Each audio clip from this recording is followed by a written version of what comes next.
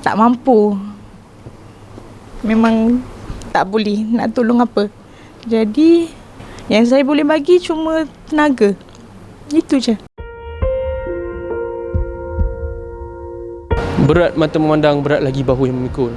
Itu yang saya boleh ungkapkan buat pelakon Millia Emilia yang kini menjadi tulang belakang buat keluarganya menyara kehidupan mereka seharian. Difahamkan Millia Emilia tidak lagi menerima tawaran berlakon sejak daripada tahun 2012 dan kini ayahnya sedang mengidap penyakit berarah pada matanya. Bagaimanakah keadaan mereka sekeluarga? M-Star menziarah dan melihat keadaan mereka pada saat ini. Jom.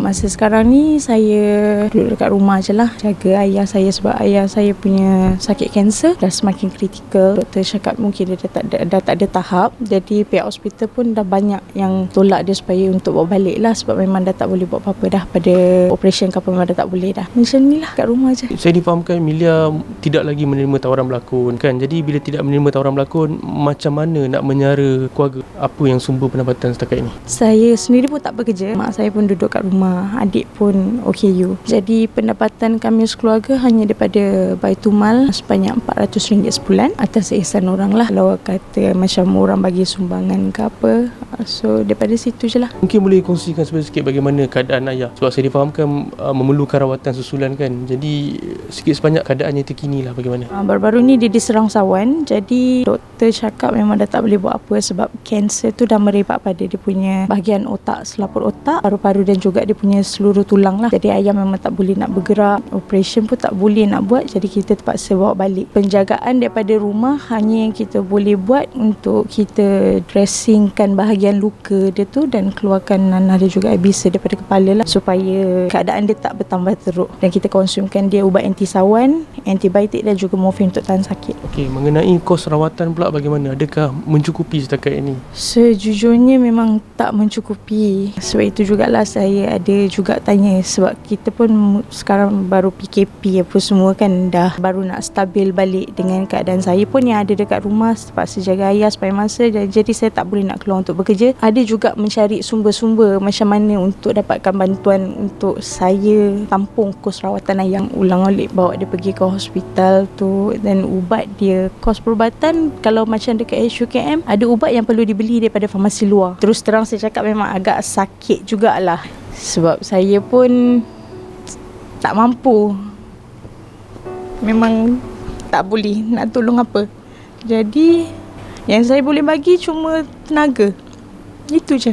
Ada yang ada beri offer tapi saya tak dapat nak attend, dan sebabkan keadaan ayah saya pun tak berapa nak sihat dan dia semakin teruk pada tahun 2020 yang mana dia kena jalankan operation sebanyak 4 kali. Start daripada tu saya memang dedicate duduk dekat rumah saja, tak boleh nak ambil apa-apa tawaran berlakon. Dan start daripada tu saya rasa mungkin ramai orang yang dah tak mengenali saya pun, saya hilang terus daripada industri. Ada orang yang cam saya, orang akan cam kata mana awak pergi, lamanya tak nampak, lamanya tak syuting kan. Mungkin orang akan fikir dia ni attitude kot sebab dia reject job, so kita pun macam dah tak panggil job. Sebab saya pun tak tahu macam mana permainan dalam industri sekarang. Kemungkinan sebab kita pun tak boleh lambat, sebab dalam industri ni kita kena catch up. Kalau ada rezeki saya adalah InsyaAllah, kalau tak ada nak buat macam mana kan. Tapi for now saya rasa macam keutamaannya macam ibu dan ayah cakap, bidang industri lakonan adalah semua pendapatan saya. Macam saya patut teruskan dalam industri, cuma saya agak berbelah bahagi. Saya tak boleh nak konsisten pada industri sekarang sebab saya terpaksa jaga ayah. Tapi kalau saya nak masuk balik dalam industri sekarang pun saya rasa tak ada tawaran untuk saya sebab orang pun dah tak kenal siapa saya. Melihat daripada keadaan ayah kan,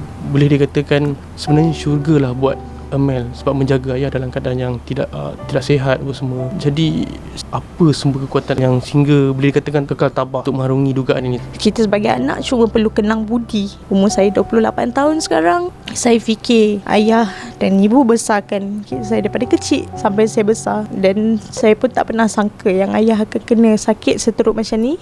Jadi sekarang saya rasa tanggungjawab saya sebagai seorang anak, saya perlu jaga diorang. Dan apa sekalipun yang jadi, saya rasa family adalah keutamaan saya. Saya takkan tinggalkan orang. Jujur daripada hati, berat atau tidak dugaan yang ditanggung ni? Dalam usia yang begitu boleh katakan muda lagi, tapi terpaksa pikul bebanan yang saya boleh katakan agak berat sebenarnya. Agak berat untuk saya sebab saya seorang yang tanggung. Saya tak ada kakak, saya tak ada abang.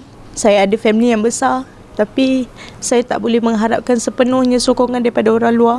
Mungkin kita boleh cakap dengan orang, kita boleh share dengan orang, tapi orang hanya mampu tengok, tapi orang tak rasa di tempat kita. Dan saya tak boleh memaksa orang untuk terus dengan saya, untuk tanggung beban sama-sama dengan saya. Setiap manusia ada kisah hitam dia masing-masing, tapi Allah dah tutup aib kita sebaik-baiknya. Macam kalaulah sekiranya di zaman muda saya, mungkin saya agak nakal ke ataupun atas dosa-dosa dan salah silap yang pernah saya lakukan, saya tak rasa benda tu perlu templing kepada keluarga saya. Semua tu adalah kerja Allah. Tapi saya yakin dan saya percaya pada satu je, Allah tak akan menguji seseorang di luar batas kemampuan dia. Jadi saya anggap mungkin dulu saya lupa pada Allah, tapi Allah sentiasa ingat pada saya. Ayah saya pun selalu macam risau kalau ayah tak ada. Ayah cakap ayah tak perlu fikir. Sekarang ayah perlu fikir ayah punya kesihatan supaya ayah sihat. Walaupun macam-macam orang cakap, oh dia dah tak ada harapan ke apa, tapi itu semua kerja Allah SWT.